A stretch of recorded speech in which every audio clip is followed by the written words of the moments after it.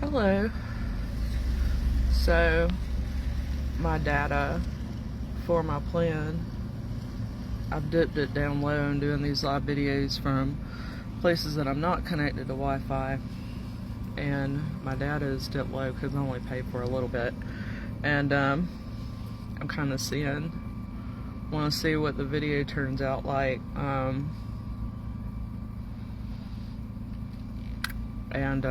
with the lower data package. My mom gave me a gift card for Chick-fil-A for my birthday, and so I just had me a large fry and a Chick-fil-A sandwich, fried chicken sandwich. I like this one on Haywood better than I do the one on Lawrence Road, because their sandwich is actually more like juicier, and also it's it's not as hard, dried out, and the fries are the same way, and everything's like way more fresh and stuff. Probably because they are busier, or because they have a secret recipe. Who knows? Well, I got my sweater on so I look extra puffy. And so I first and foremost am doing okay, but I'm in like a couple days where my hormones are fluctuating, so I am on watch for shaking, tremories, and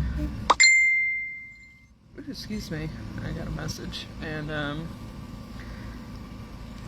neurological changes and whatnot. So far so good, nothing major, just light feeling. Of course I still have the vibration a little bit each day, like in my abdomen, but I really, other than it feeling weird for a little while, like it doesn't do anything, it's fine. But the other part where I get to feeling like is I'm like, okay, I just need to chill for a minute, and I need to do what it is like, I'm like, I need to do some thinking, some emotional processing. I need to rest, for a minute and focus on something else. I had a friend pose a question to me earlier, because I'm finally in my healing from everything. My cognitive skills have my cognitive function has returned to normal. I can sit and read things for an extended period of time, and that's getting better and better now that I'm not having seizures anymore. It's returning to normal, and I normally can read just fine. And really good with using the internet and stuff and finding stuff. So, and also really good, at like mathematical equation type logic. Like if this is this way and this is this way, like what does this mean? I've been explaining things to people and how to figure information, how to figure stuff out, like my entire life. So, I was like, I'm really good at statistics. I'm really good at making observations, or probability and statistic type thing. It's like, I know that if I'm seeing something, that somebody else has seen it. And so it's like, if I'm seeing a bunch of data, and it's really something that's serious, and lots of people come across it, the same information as much as they do, then, I can draw conclusions and stuff. And then after that, I, have to get my dialogue, intact. And I usually use AI, like, to convert the math into, like, words that I can then put into Google and search for the information, and then I take the search results and put it back into AI and have them, use like my trail of thought, and that's provable. Like, it's like, yes, if 1 + 1, 1 + 1 = 2, and then it'll,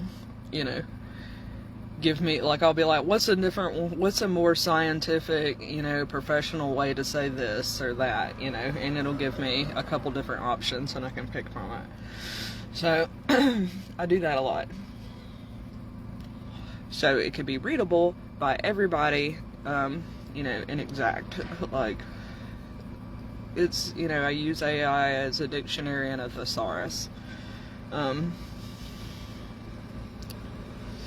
So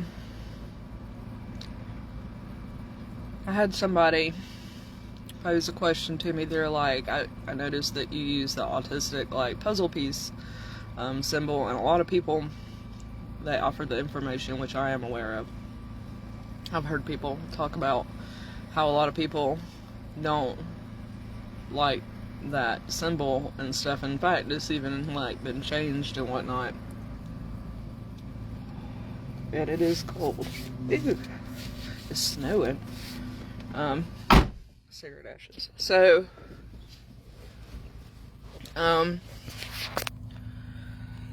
I use the puzzle piece because I have seen it. It's been in use since the 1960s. And, it is something, it's like I put it when I'm providing information, that is, like, being misrepresented or skipped over, and that is kind of, what the situation for it is. So it's interesting because, so the situation is that some people who consider themselves autistic will look and be like, they don't like Autism Speaks because they want to find a cure for it. But the thing is that both people, like, if you look and read the Autism Speaks website, and then you listen to people who identify, notice I say identify, as autistic, say that, and there's a go back and forth between. So my friend was like, well, what do you think about that? I was like, well, that doesn't concern me, for one, because they're both ADHD. Like, because and I looked at it today again, now, like, because as I said, I can read better and process things more fully as each day goes by. So, I looked at the Autism Speaks website today, and it specifically says in bold letters that they do not go along with the medical diagnosis. With their description of it, it is not congruent with the medical, like, books and stuff. It is not congruent, like, with the medical, like, it's not scientific, that they're not accurate, that it explains a phenomenon. They specifically say that you do not have to have all of the symptoms. That is not how medicine works. An example is diabetes and narcolepsy. It's like, both of those conditions, have a subset that if, you don't have actual narcolepsy, if you don't have cataplexy, you, and just have the sleeping problems and stuff, that there is a whole, that is narcolepsy type 2. With diabetes, if you don't get diabetes, within your developmental period, you know, before the age of 25 years old, like, you know, or even before 18, and you know, don't have, you know, all the symptoms of it and stuff, that is diabetes type 2.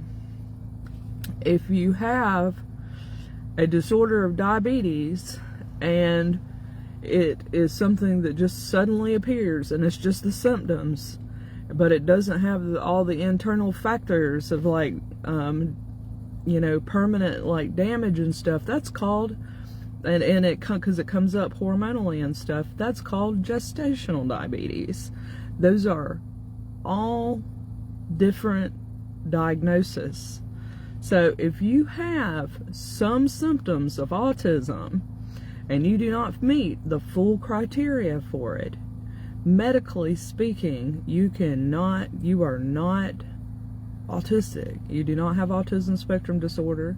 That is not how medicine works. That's not how you know, physics works. That's not how science works. You know, like, that's not how science works. You know, in fact, if you have some of the symptoms of autism, you are diagnosable with ADHD or intellectual disability, which are the other two categories. You cannot have all three. Not only can you not have all three, but you cannot have two of them. You cannot have autism and intellectual disability. There is a subcategory of intellectual disability in autism, because as intellectually disabled and autistic, it looks and presents completely different than normal intellectual disability.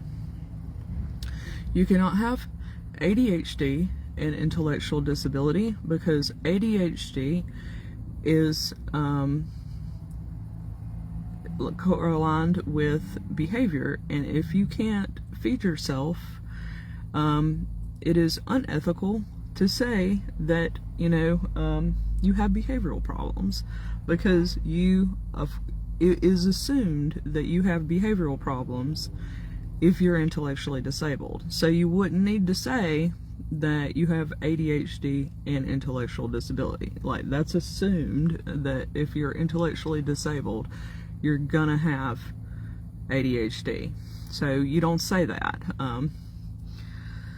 So, and vice versa, there are all kind of subsets of intellectual disability and then there are all kind of, you know, subsets of ADHD, and with different numbers and letterings for diagnosis. So if you have ADD versus stereotypical ADHD, then, you know, that's a different number code than just straight ADHD. But it is literally physically impossible to have a disorder where you're missing, you know, like, where you have a brain malformation and not at the same time. It is completely based on bullying, like that. The autism spectrum disorder, you know, like, that is defined on Autism Speaks, you know, specifically says that somebody who cannot, a rock is pretty much what it is. Someone who doesn't have behavioral problems is going to, that is still defined as a problem, a behavioral problem. That makes absolutely no sense. It is absolutely not any of your business or anybody else's business. You know, like, you cannot make, you know, you cannot make a person walk if they can't walk. Like, that is not defined as a behavioral problem. Like, the only people that consider that a behavioral problem is somebody who is severely mentally ill. The man who, you know, started it and stuff has mental illness problems. He has, you know, and the people who are like, oh, we don't want a cure and stuff, we like how we are. the thing, yeah, that is definitely a personality disorder, you know, to not want, you know, to like, you know, gain clarity through your life and wisdom and stuff like that is a problem for you. It is not for anybody else, because that is how, you know, like, you know, that has been a thing since the beginning of time, that humans can be like that. So, you know, it sucks, but nobody cares. Like, you know, that's not something you can care about. It doesn't, you know, do any harm in the long run. You know, you can reach and say it does, but like, it really doesn't. Like, you know, that is just part of human nature. So, you know, and that's not mean. That is the parameters of being a person, of being human and stuff. So, and all of that, you know, has been fully researched and tested as long as people have been alive. But I am so glad to have found the sources and to be able to put together the words, you know, for, you know, so I can answer questions, because, you know, it is my life. It is something that I have been dealing with, not just 40 years, but every single day of 40 years. It is something that I have worked with and experienced every single day and moment in time for the first 18 years of my life. I was severely abused. And not only do I know this about myself, but the people who, you know, the mentally ill people around me also know this. They are the ones that confirmed, you know, she don't, you know, act like everybody else. You know, now who put that in their mind was, you know, the people who tested me in school. You know, and I definitely do 100%, you know, had like the, but it wasn't spelled out in 1985 like it was, you know, throughout the 90s. But, you know, it's definitely in my paperwork, like the exact diagnosis and stuff. The thing is that, you know, there is definitely an ignorance level. Like, you know, my family is completely dipped out, like, you know, because I am in touch with reality and I have to live like that. Like I was explaining earlier, you know, if you consider red or any other color, you know, if you consider red green, you know, and you say you have a red Jeep and you consider that green, and you tell me to go get something out of your green Jeep, and I go outside and I don't come back, you know, or I can't help you, you know, whose fault is that? That's yours. And not only is it your problem, but now it's your fault. Like, it's you know, I cannot help you with that. If you can't give me, it's not that you can't, is that you won't give me the correct details. Because in order for you to be alive and to function, you know the difference between red and green, or red and any other color. You know, if you want to take 5 extra minutes or 10 or 15 extra minutes holding me, you know, and while you make jokes and stuff, like, you know, about it, that's fine, you know, because you're probably paying me. You know, it's, you know, and I, just as much as the next person, like humor, you know, like, I like to laugh and stuff, you know, I think all kind of things are funny. But if you do it in an abusive way, and you do it repeatedly, you know that I am not going to be dependent on you, because you cannot be dependent on somebody who is unreliable. And doing that not only proves to me that you're unreliable, you're also proving to yourself that you're unreliable. So, that upsets people.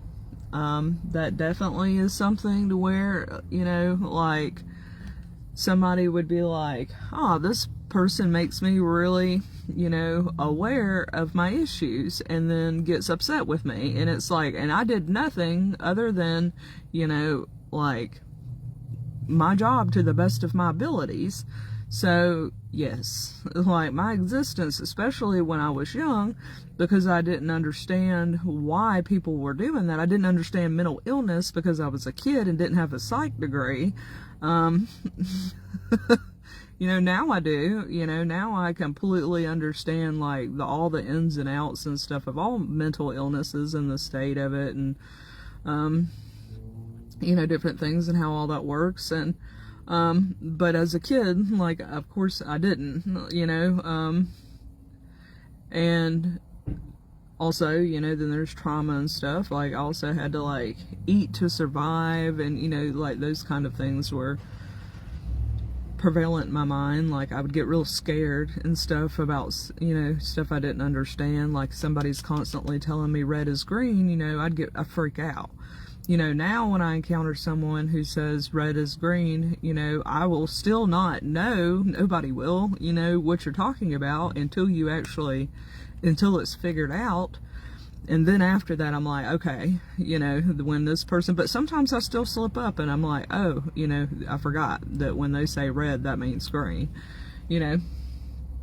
But after a while, like, if you're doing that, like, you know, there's no relationship there between us. Like, you know, not only can you not have a relationship with anybody, like, I don't have to do that to myself.